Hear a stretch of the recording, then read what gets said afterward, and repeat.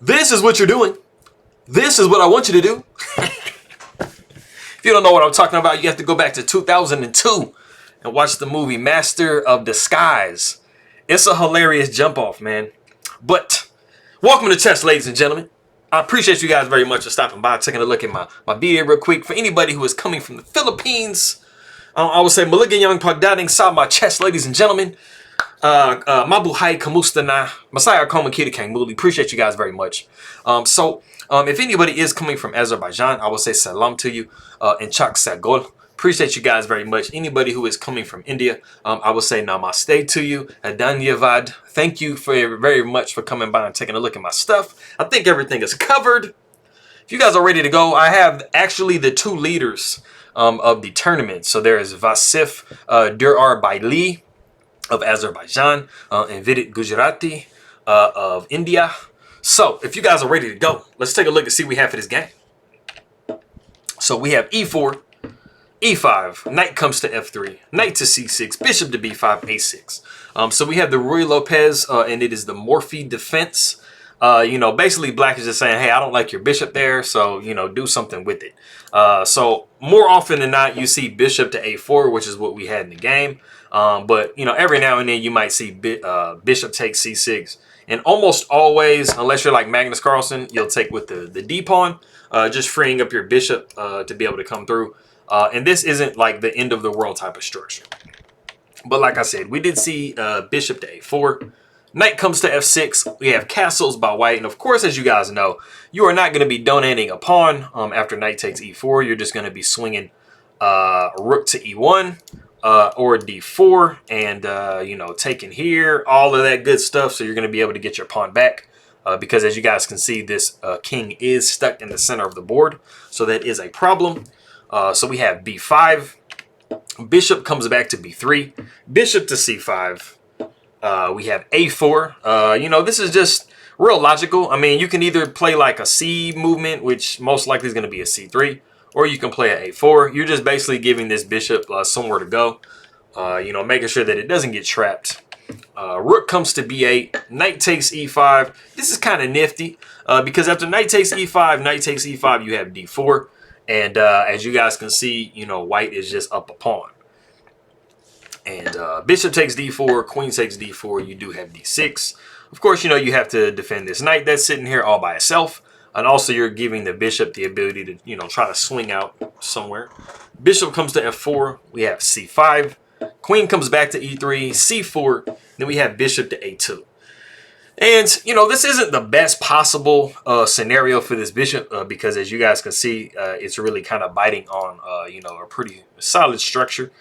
So this bishop doesn't have the type of influence that you really want. So it's actually a little bit poor at the moment. And knight comes to h5, and this is the novelty of the game as of today. So, I mean, it's pretty logical. I mean, you're trying to get rid of this bishop. The position can become quite open, so you definitely don't want white having both of their bishops. So white just ignores it and just plays knight to c3. Knight takes f4, queen takes f4. There really wasn't a lot better you could have did with the bishop anyway because it was going to have to get traded off. Bishop coming to g3, the knight would have just took on g3 and you would have had pretty similar to what you have right now. Castles by black. Pawn takes b5, pawn takes b5. We have rook a to d1. Bishop comes to e6. Now, as you guys can see, white was the one earlier that was doing like really excellent. They had an extra pawn. They were doing good. And it's fairly equal, but the problem for white is this bishop. It doesn't have any scope here, and if you put it down on b1, it doesn't really have any scope either. So it's just a really, really poor piece.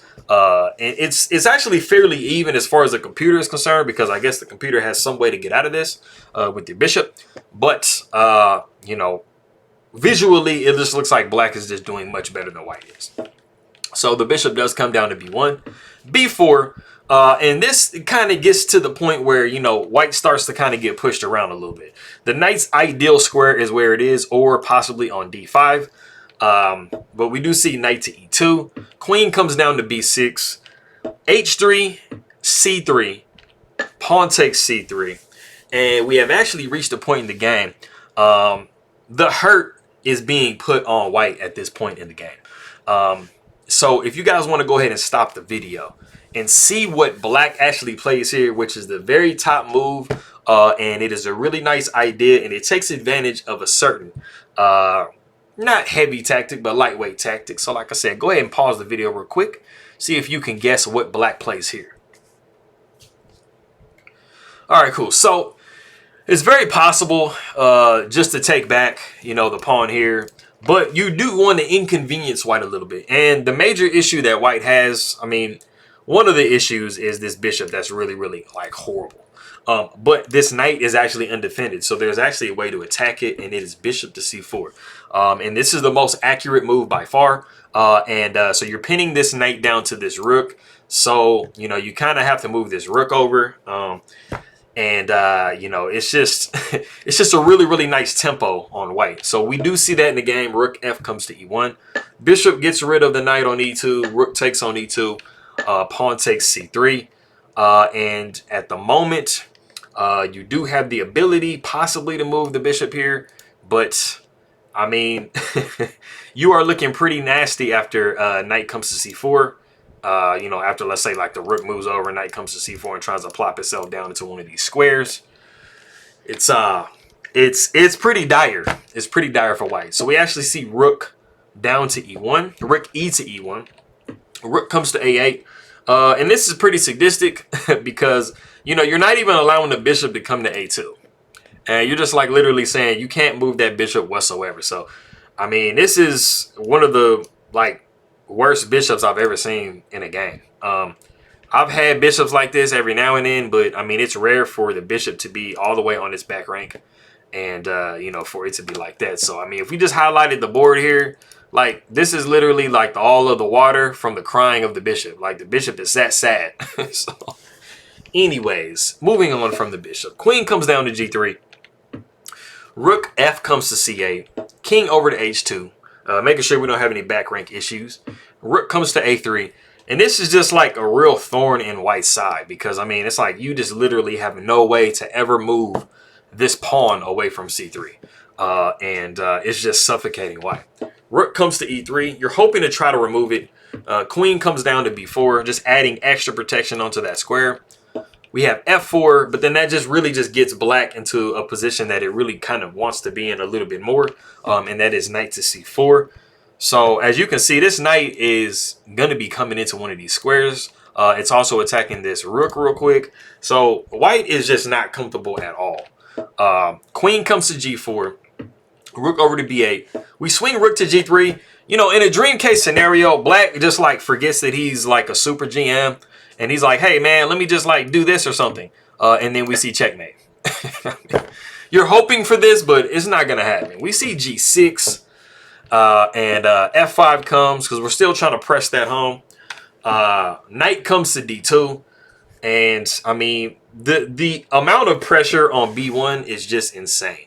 I mean, it makes me feel bad, like cringe just being like looking at the position. Queen comes to f4. Now, this is a little bit sneaky. You have to be very careful the way that you play in this particular position, because if you don't play accurately and you just kind of get into that mind frame of like, oh, I'm doing so great, nothing can stop me, you can very well get in a mating situation as black. So what you have to play in this position is actually queen to d4. This is the one saving move in the position. Now you're like steamrolling white, but you have to be careful because you can actually have some penetration by white. If you get like real hungry for material and actually go knight takes b1, this would be a very fatal mistake, because then now you see queen to h6. d5 is the only move that literally does anything, because you have to try to come back and defend, because this structure is getting demolished, and you can very well be getting mated here pretty soon. So pawn takes g6, pawn takes g6, rook takes g6, a clean. So it's like, I mean, you had this terrible, terrible bishop at one point, and then just one move just makes it to where now you're getting killed. Pawn would take g6, queen would take g6, king would go over to h8, and then you would have rook to d5. And this is a pretty dire situation to be in. As you guys can see, rook to h5 is mate.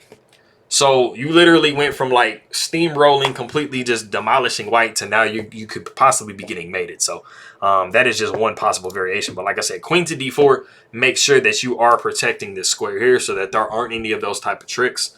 And I mean, this is like a depressing position now. I mean, because you kind of had, you know, you're sitting there hoping for them to like mess up on that, but he didn't. He played the best move. And pawn took g6, pawn took g6, rook came up to g5. We see rook to a1. And as you guys can see, material is about to be lost. Rook comes over to d5, trying to get a little side, you know, a little side attack going on. Queen takes e4. We see queen up to d6. Rook a takes b1. And in this position here, it was actually nice. No, it's not. I'm tripping. That's not what I meant. Okay, after rook comes to d4, this was a position where queen taking c2 was very possible. But we actually see queen up to e6. Black is horribly up material and positionally. And so what better thing to do than to try to like exchange queens? As I always say, you know, when you are up material, it usually, not always, but it usually benefits you to trade material down. Especially get the queens off the board. It just cuts down a lot of tactics that are possible. So queen comes up to c7, of course, you know, declining the trade. Queen over to b6, for, you know, asking for a trade again. And it is actually in this position that Durarbayli resigns the game. And basically you're forced to trade queens here. It is the top move, and it is literally the only move in the position that you can play. Because you are, any other move is going to be dropping this rook just straight out. And you are going to be down 2 entire pieces. So you're going to have a queen and 2 rooks and a knight versus a queen and a rook. So as you guys can see, I mean, let's say you did something like, you know, queen moving over to c7 to d7 or something, just moving out of that way. You're going to be looking at rook takes d1. And as you guys can see, this is just way too much material to be playing against, man. So that was a really nice game. Yeah, it was kind of crazy. I mean, that bishop just literally just never had a chance the whole game. So at some point in the game, you know, coming back to where we were at, instead of knight taking on e5, the computer was actually showing c3 as best. Just trying to expand like on a d4 situation, but at least give your bishop some type of hope of like actually being, you know, in the game. Or also taking here instead of c3. And, you know, after rook takes, go like something like that.